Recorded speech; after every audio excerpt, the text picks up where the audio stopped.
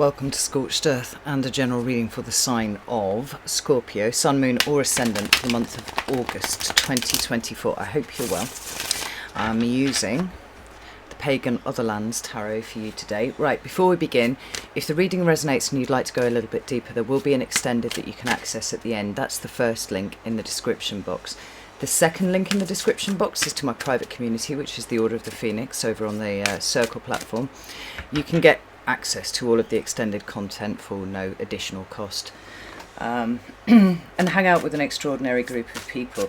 So if that's something that sounds like it might be of interest to you, you know what to do with those links. Now, Scorpio, let's have a look and see what's going on with you. Could I have 3 cards for Scorpio, please? There we go. In your recent past, we have the 8 of Cups in reverse. Current energy, please, for Scorpio. Ooh, King of Pentacles, Taurus. And what's coming towards Scorpio for the rest of August, please. 4 of Wands. I like this very much. What do we have here now? We have the Knight of Cups, even, in reverse. Now that's very interesting, because I usually try to make sure that all of my cards are upright before I start a reading, but obviously I've missed this one. But it feels significant. I don't think I've ever had a reversed card on the bottom of a deck before. I don't know, I might be wrong. Feel free to correct me if you remember a time when that has happened. But what is quite interesting to me is that the only other card that comes from the element of Cups that is in the reverse is this 8 of Cups over here, which is speaking about a return to something. Right, now this doesn't have to be a physical return. It doesn't have to be you going back to your hometown, or you know, somebody showing up who was associated with some sort of you know, emotional upheaval for you, or a situation that represents some sort of baggage. It can be a willingness to go back into a situation that you have already experienced, mining it for something useful to bring into the future. But the thing is, it's reversed, right? So rather than leaving behind, I should probably clarify that, we are talking about going back to something. And then we've got going back to something with more of a closed down emotion about it. Now, that's something that we definitely need to clarify, because generally speaking, Scorpios are very good at guarding their emotional responses to all sorts of things, to people, to situations, to whatever, because you are so very private. But the combination of these two together is giving me the impression that there is something that perhaps you have become aware that you've been carrying around with you. And how does that old saying go?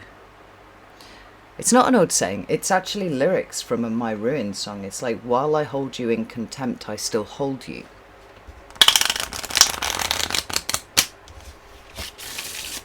And that's very interesting, because what that is saying is, whilst there are situations from your past that elicit any kind of emotional response from you, other than, I don't know, a vague sense of gratitude that you experienced it because it's got you to where you are now, right? Whether it's love or whether it's hate, whether it's fear, whether it's insecurity that arises from this, right? Each one of those has an emotional investment to it. And in each one of those cases, what it represents is a situation that has not yet been healed from. Right, we're still carrying the cup of something. Now this could be an old relationship, right? Something, a breakup that you haven't got over in the past. That's possible. This could be something relating to, you know, any one of the decades that you have lived so far. What it's saying is there needs to be a way of closing out the emotion that is associated with this, because whether you realize it or not, it is actually forming part of the way that you're viewing what it is that you're capable of achieving in front of you. Right? It's almost like you're mapping your achievements from in front of you off the back of what you've achieved so far, whether that be in relationships, in the material realm, you know, in terms of money or business or whatever, right? It's isolating the emotional investment and saying, why is that here? And is it useful for me to carry this forwards? King of Pentacles is here and the Four of Wands is here. And these two combination these two combined give us a sense of time out in front of you, plans that you are making, particularly something to do around the home, but I feel like it's more to do with the foundation that you're creating for yourself, right? Something that allows you to be creative. And I should say, because we talk about the shadow a lot and the inner child and all those sorts of things, creativity really is the preserve generally of those things that we choose to exclude from ourselves, right? And this is why the shadow and the reclamation of the shadow, the integration of the shadow is so very important, because although there are difficult things that we embrace in that, what we also bring to us is an ability to be able to access a level of creativity that is sectioned off from us. The creation of a shadow is almost like a double-edged sword, even at the time it's being created. And we must remember that there's always a positive intent in the creation of a shadow, right? So there's something inherently protective about that mechanism. And it's only as we get later in life we realise that actually that's been restricting us, that's been limiting us in some sort of way. Because although it's protective, it's born of fear, and it will stop you from pushing yourself out of your comfort zone. So as you integrate your shadow, as you address those things that you are frightened of, those things that spurred this subconscious reaction, this protective mechanism, so you bring back to you creativity, play, a more a less guarded way of approaching the world. And what do we have underneath there? We have the Fool. Now, I haven't even got any clarifiers out and I've been babbling on for ages, so let's get that done first. Tell me about the Eight of Cups, please. Why is that here for Scorpio?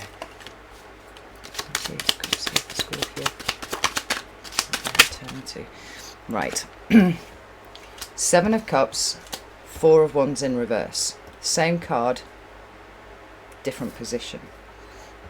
I want to also point out to you that the card that flipped while I was shuffling is the Ten of Swords. And so that's going to make a little, what's the word? Cameo appearance down there, because I feel like it's a reference point. So I'm going to stick that in there. Tell me about this King of Pentacles, please. Right, Five of Pentacles, Five of Cups, Queen of Swords, Devil, King of Wands, right, yeah, again, I'm going to put those down there. I'll shift all of this around so you can see it properly in a second. Tell me about the Four of Wands, please. Two of Cups, Queen of Pentacles in reverse, Two of Swords at the bottom of the deck. Now, the Two of Swords represents an investigation, I think, of the things that are obfuscated from view. By which I mean, you know, I don't want to go into a wholesale interpretation of each and every individual card because it's about the pattern that it's creating. But there's something here that you have not seen, right? Whenever there's a two, there's some sort of internal shuffling going around, right? And the Two of Swords can quite often represent the kind of intellectual deadlock, emotional deadlock too, that we find ourselves stuck on when we're trying to move through the world with the parameters that were set when we were very young. Right, the bit of us that makes the decisions being, you know, the subconscious, but the subconscious topping out at a particular age that doesn't correspond with who we are now, and certainly doesn't correspond with the level of experience and wisdom that we have at our disposal, right? And so a lot of personal work is about getting in tune with what those self-limiting narratives are that are chuntering away underneath. Now, this feels to me to be something that is really quite complex, as we would expect for Scorpio, but also exceedingly fucking simple.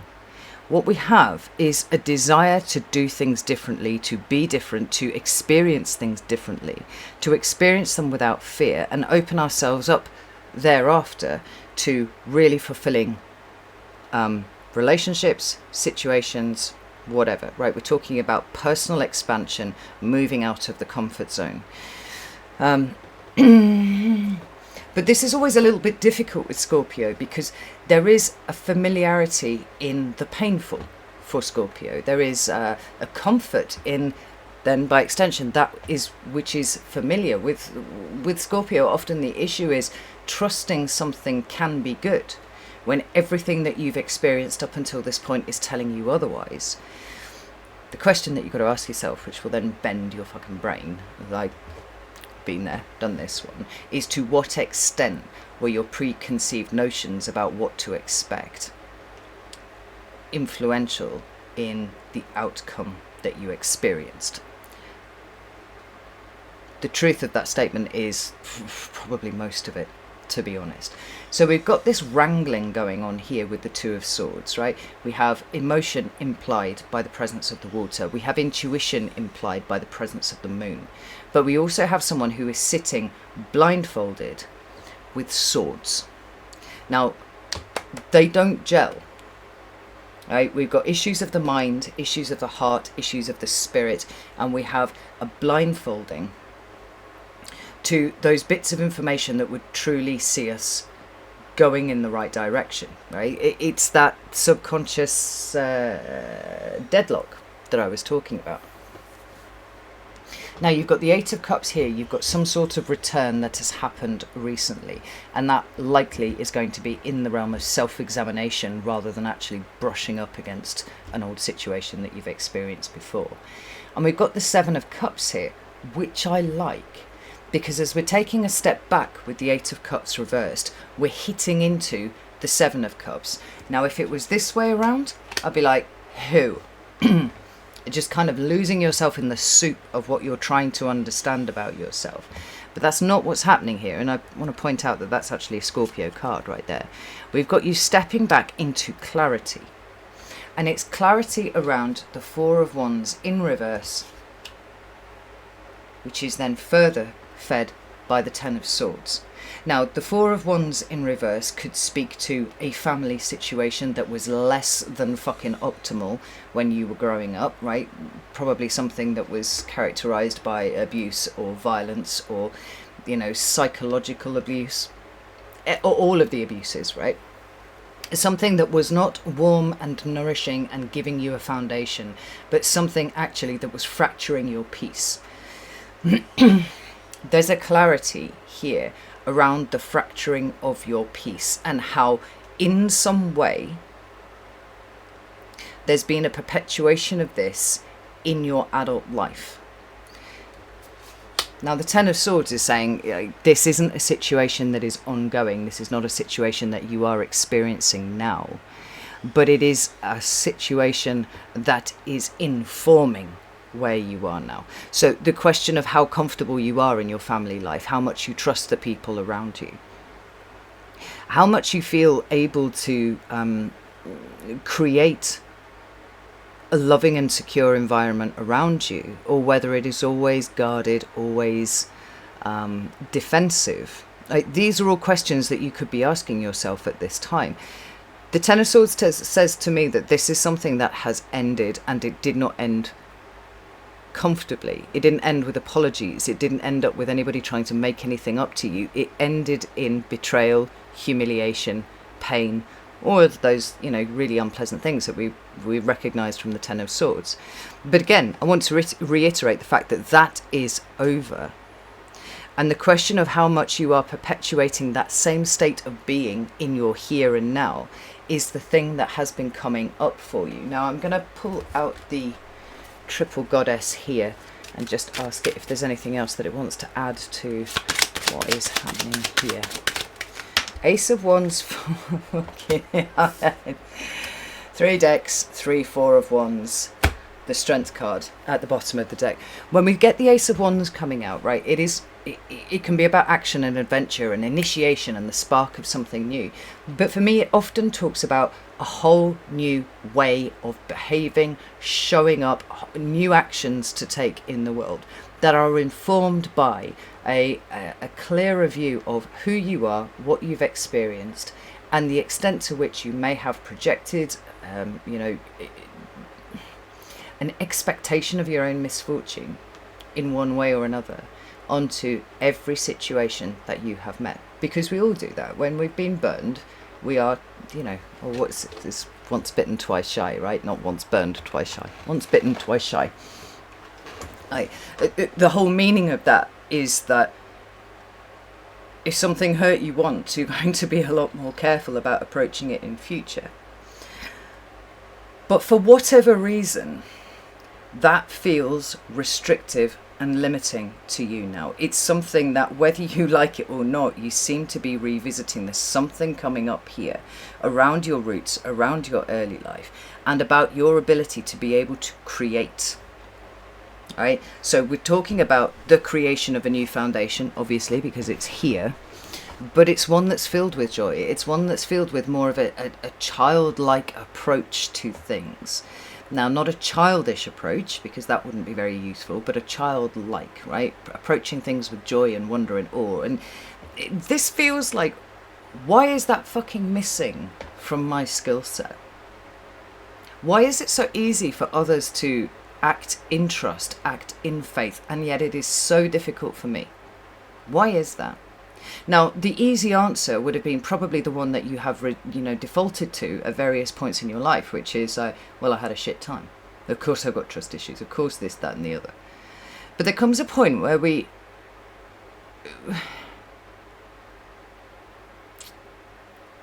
saw somebody put it in a really good way. It's like, you're not responsible for the operating system that was installed on you when you were young, but you are responsible for the updates. And it's this, are responsible for the updates. Like, what frightens you? What puts you back in that place of feeling like, for example, nothing that you do is ever going to be good enough? That what you are is inherently bad. What you are is inherently worth humiliation and betrayal. Where does that come from in you? Where is that expectation of being fucked over at some point? Where does it originate? And if you're responsible for your updates, how can you update the fuck out of that particular bit of obsolete software so that it actually becomes something functional? We've got the strength card at the bottom of the deck, which is all about personal development and strength and courage and all those kind of things, right? And I would put money on the fact that your life story, Scorpio, is one that absolutely denotes strength of a particular sort. But it's very much out here in terms of interacting with other people, right? Maybe you have, a big front that says, fuck you, I don't care.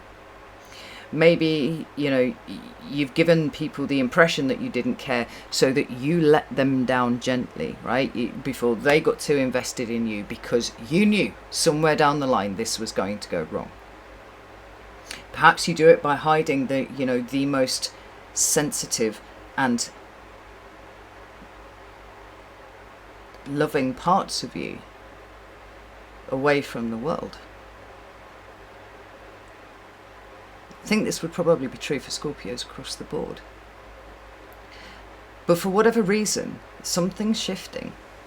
It's almost like there's an awareness that the universe is asking something of you and it's coming in soon. And as things stand, you don't have the software capability to be able to execute those commands. We'll stick it in computer speak. Something has to change. And it's not going to change holistically. It has to be changed mindfully. Leo, fire. Ace of Wands, fire. Four of Wands, fire. Creativity, potential, actions, behaviours. This is all in the expressing, in the doing, in the engaging with, right? That's what fire does. And it doesn't feel like a comfortable thing for you to do. So why? That's where you're at. When we come to your current energy, we've got the King of Pentacles, and this is really, really important. This actually adds more weight to this over here. than you would credit. The King of Pentacles is all about duty and responsibility. It's about the active expression of the suit of Pentacles, which is about energetic investment. It's about taking your time. It's about the long-term view of something. So, in short, when we see the King of Pentacles, there's some long-term strategic planning that's going on here. But it's underpinned by the Five of Pentacles and the Five of Cups. Now, I don't think that these are energies that are hitting you right now, but I do feel like they are spectres of an energy that you have experienced before, that you have been oh so fucking scared of. Understandably so. You know, fives, they indicate instability, and as a fixed sign, that's going to be something that is really uncomfortable for you. We have the fear of material lack, potentially, but a fear of a poverty of any sort. And then we have the feeling of loss, or the fear of an upcoming lost event of some description, right? We know what it's like to be in that state of grief. Again, that's a Scorpio card. We don't ever want to feel like that again. The really obvious solution for that is to close off the part of you that would experience it. But the universe is making it very difficult for you to maintain that line with how much you're willing to expose yourself to out in the world. And maybe it's because, and I do think that this is probably true, it's time for a big leveling up. Now we've got the Queen of Swords, Libra, we've got the Devil, which is Capricorn, and we've got the King of Wands, which is Leo. So we've got more action here. And actually, whenever the kings get together, they make a formidable grouping, right? There's a formidable amount of stuff that can be achieved when the kings all work together, you know, in their areas of competence. So we've got long-term planning and investment. What do you want from your future? Bearing in mind that the obstruction to that, or the obstacle of that, seems to be the instability of the fear of, you know, experiencing things that you've experienced before. And then we've got the Queen of Swords going, nah, like, I really actually just need to think about this logically. There needs to be a balanced approach. Where is my objectivity here, and how much of what I'm experiencing is actually emotional in nature, and therefore can't really be put into a logical picture? And we arrive straight at the Devil. Now the Devil is the energy that is separating the Queen of Swords and the King of Wands from this clear understanding, which is what the Queen of Swords does. She makes sense of things, right? And particularly our thought processes and stuff like that. There's a gap between her and us actually doing something. Getting to a point where we can create, we can be strong, we can demonstrate bravery and courage and all that kind of thing. But like, we have the stamina and the willpower to get something done, to create change, to create a new foundation for ourselves. And so the question is, what is your personal devil? What does it represent to you? What are you afraid of, Scorpio? Now, unfortunately, generally speaking, whenever it is that we get to a place where we can acknowledge what it is that we are most afraid of, that's usually the point where we need to lean into it in some sort of meaningful way. Tell me about the devil, please. Fucking hell. Okay. So we have the Six of Cups, and we have the Page of Cups, and we have the Ace of Swords at the bottom of the deck, right? The second ace to now appear. And it's the past. Something in your past elicited some sort of emotional response in you which kicked off that protective mechanism, right? That act of love which was the creation of your shadow. The Six of Cups is the past. It can be your childhood, it can be your distant past. In some cases, it can also indicate past life trauma that you may have brought with you, or past life memories, right? Past life shit.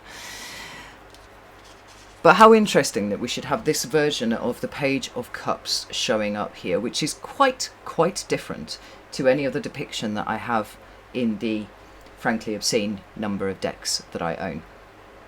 Not that I know where any of them fucking are, actually, to be honest. I've got a handful out here. It's enough to do what I need to do. Usually the Page of Cups is a figure of whimsy. He's dressed in a funny outfit.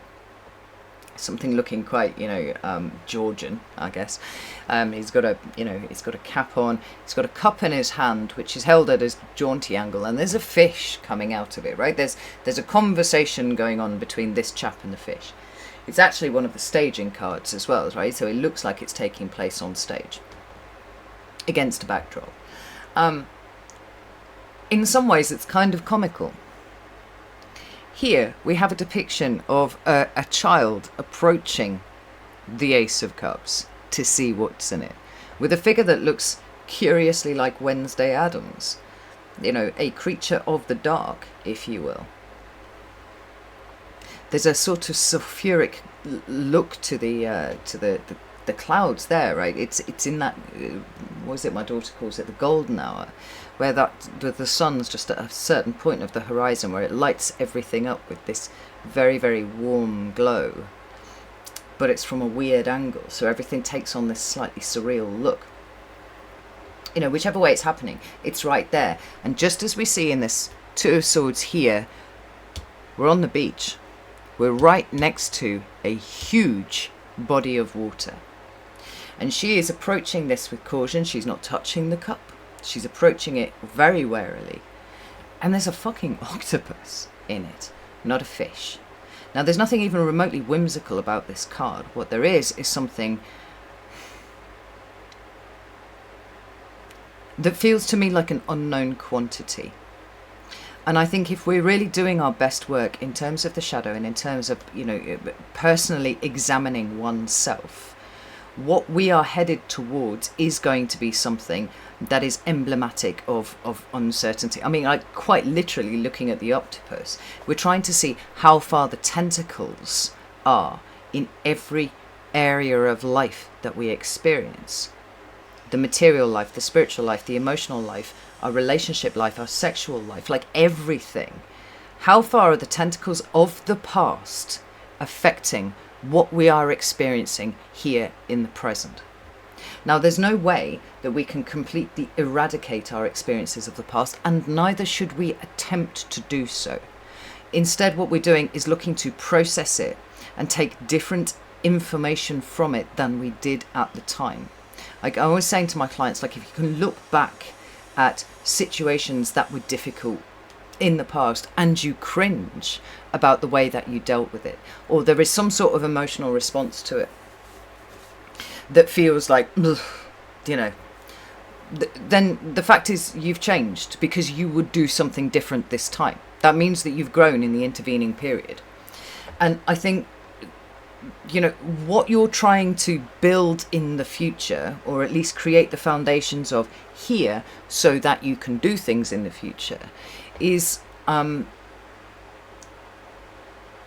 as successful as it can be if you examine where these tentacles are coming from, because it's the things that are holding you back now. There's a leveling up that's coming, and it feels really quite strong for you, Scorpio. But for example, if you have a fear of being seen, but where the universe is wanting you to go, moving forwards, is right in front of people, you're going to do everything in your power to avoid having to take that step, which means that you're not leveling up the way that the universe wants you to do.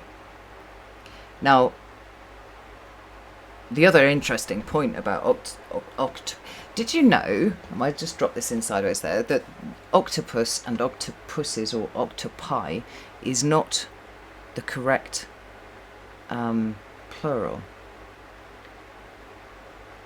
It should be octopodes, because what it actually is doing is squashing the Greek and the Latin together. It should be octopodes. So there you go. Octopodes then are renowned for the level of intelligence that they have.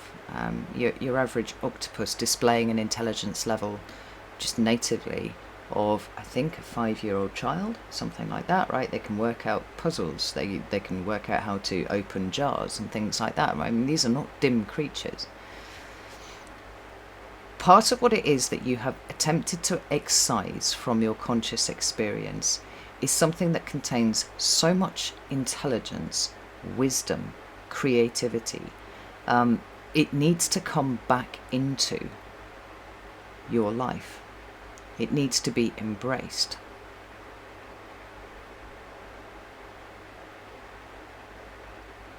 But the only way that that happens is if you allow yourself to walk forwards and examine what this is.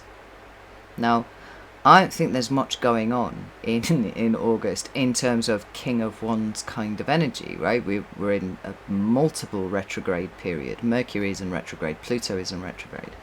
What else? Neptune. Saturn is in retrograde. A retrograde season does not support huge steps forwards. What it does support is introspection, crossing the I's, dotting the T's, making sure that your foundation is as secure as possible before you take the next step. And I think everything that is happening here, and we'll get onto there in a second, is about making sure that the foundation is so strong that you can bounce off, like really hard. Again, to draw this Knight of Cups in here, which is Pisces, Saturn's in Pisces, in retrograde. Now, this self-examination, rather than being externally expressed, is being internally examined.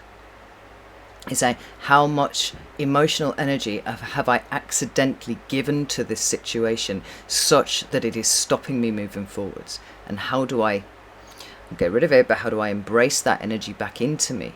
So that there's something that's flowing very holistically and very naturally. I, in fact, am flowing naturally and holistically. And I don't have to put up any kind of resistance to the flow of where the universe is wanting me to go next. But to be clear, I mean, this Devil card is going to represent a slightly different thing for all of you. I just plucked up the thing about being seen because it's kind of an obvious one, right, that a lot of people suffer from. But again, we move into August proper and we have this Four of Wands.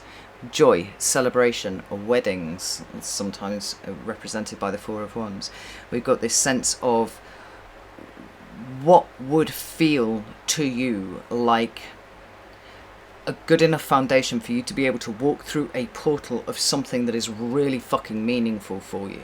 How do you take what emotion you have been siphoning off to the resistance over here and apply it directly, apply it forwards, so that you are fully invested in whatever it is that you do next and the extent to which you are required to show up for whatever comes next, in relationships, in business, in creative pursuits, just in the way that you live your life, full stop.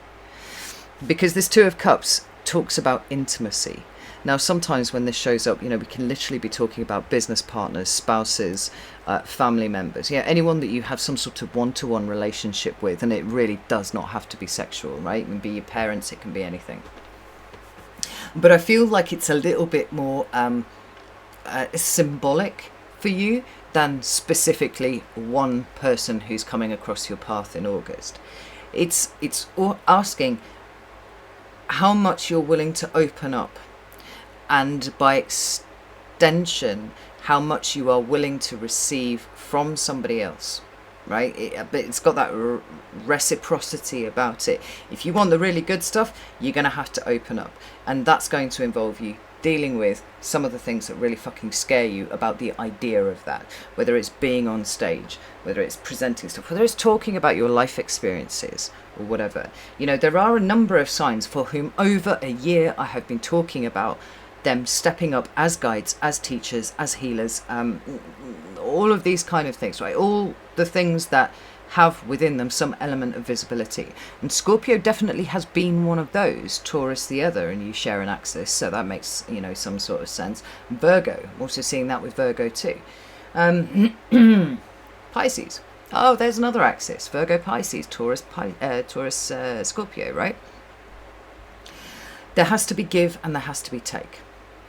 And what the universe seems to be saying here is it's not really down to you at this point for you to decide that there are some things that are so yours that they don't get to be shared with the world.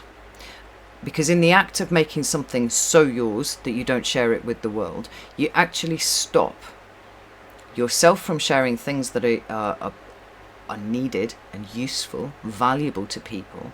But you also sort of truncate the kind of experience that you can have. And the universe doesn't want you to do that. It wants you to be open to everything. We've got the Queen of Pentacles here. She's in reverse. She is Capricorn energy. We usually talk about the Queen of Pentacles in terms of self-care. We talk about her in terms of making sense of the distribution of resources. And that's resources of any kind, right? What you have to invest, love, care, time, energy, effort, right? And money as well, for sure. This is represented by the Queen of Pentacles. I would go as far as to say for some of you, August might be a month that financially feels kind of gross to you. That's the Queen of Pentacles. Where is she here? Both in the reverse. Right. High Priestess in reverse and the Two of Pentacles in reverse. We've got two cards numbered 2, effectively. But the High Priestess kind of counts for 11 as well, if you choose to look at it like that. And we've got the Nine of Swords, which I feel absolutely bears out what it is that I've been saying. Because the Queen of Pentacles says that your resources need an overhaul. So whether that's the amount of time that you're spending on something, whether it's the amount of money that you've been spending on something, maybe your budget needs an overhaul, that's possible. But there's a kind of wider picture that is playing out here. And the wider picture is, can you do more with less? Not because you have to long term, but because it's a really good exercise in taking the attention away from where it has been and putting it somewhere that is much more useful and open. You know, this High Priestess is in the reverse, and she is the absolute, you know, she's the conduit. She's the open route through which the universe works. She talks about silence and contemplation and a passive kind of knowing. It's closed down. And it's closed down because the step to turn her the right way up is in being quiet with self and examining all the stuff that we've been talking about before. Now, the pressure is on, it seems, with the Queen of Pentacles and the Two of Pentacles in reverse, because it's like, well, you can't just chuck the kind of resources that you've been chucking at a situation this way anymore, right? This is coping, right? This is one of those cards where the woman in the Two of Pentacles looks pretty happy about what she's achieving. She's like, yeah, get in there. It's really good. Do you know, it's really interesting though. I noticed this once and I couldn't unsee it once I'd seen it. Just have a look at her shadow in the background of that card. Kind of looks a little bit devilish, right? We've got the notion of the shadow telling us that we're coping, telling us that we're doing things well, and the reality being actually that things are a little bit more precarious possibly than we've been giving it credit for. You know, almost like there's been a bypassing of, this is going to sound a little bit more brutal than I mean it to, but like a bypassing of emotional work or spiritual work by focusing on the material. And the universe is saying, right, well, I'm going to make you deal with everything that's going on in your life, but I'm going to restrict the amount of material resource that you have to be able to deal with it. In order to show you how you might have been hiding behind it as a bit of a shield. When the real work here is in this double 2, right? Roman numeral 2, Roman numeral 2. You open up through people, exposure to people, right? We've got the Nine of Swords at the bottom of the deck there.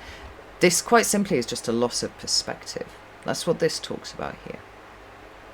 There's a focusing of perspective going on here.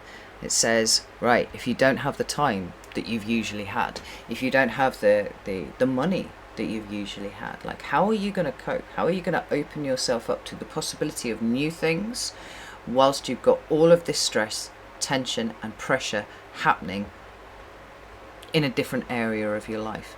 Because you can't rely on what you have relied on before. It's time to push through into something new.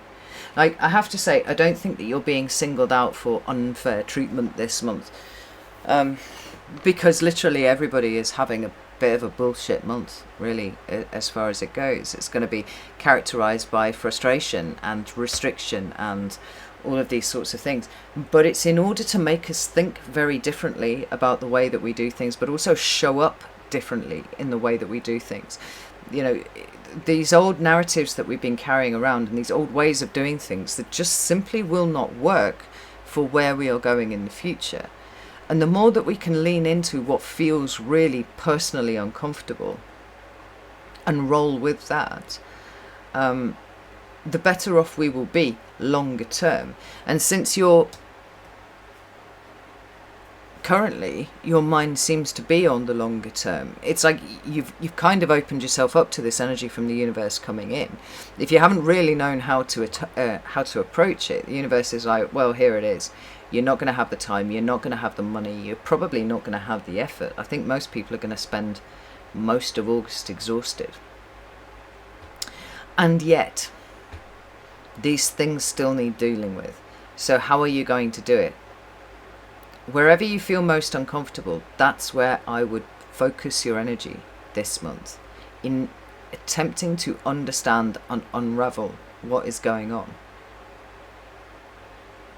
You know, it's not just the retrogrades that are causing this. I mean, there's Venus squaring, I don't know, I could rattle off a load of things, but I may be inaccurate because I haven't actually taken the time to really look at these things. But I know there's a whole heap of transits that are happening this month, and they're all happening essentially one after the other. It's almost like a domino run, that, you know, first domino is getting knocked over and everything's happening in the backdrop of all of this retrograde energy.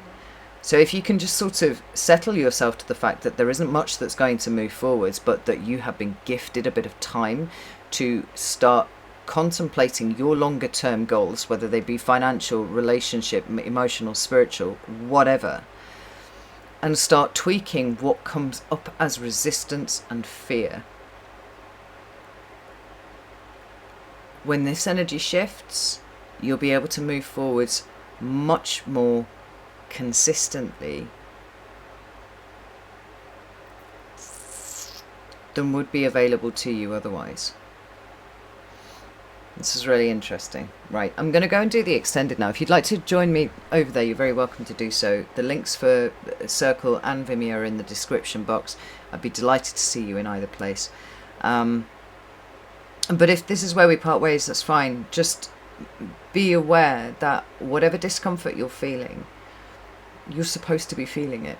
Like, this is about pulling things off and up and moving shit around and seeing what is lurking in the corners. How far the tentacles extend into now, and how you can kind of put that octopus back in the cup, pick it up and toss it in the ocean where it belongs. Emotionally integrate it, you know. Alright, I'm going to leave it there. Know that I love you all very, very much, and I'll see you soon.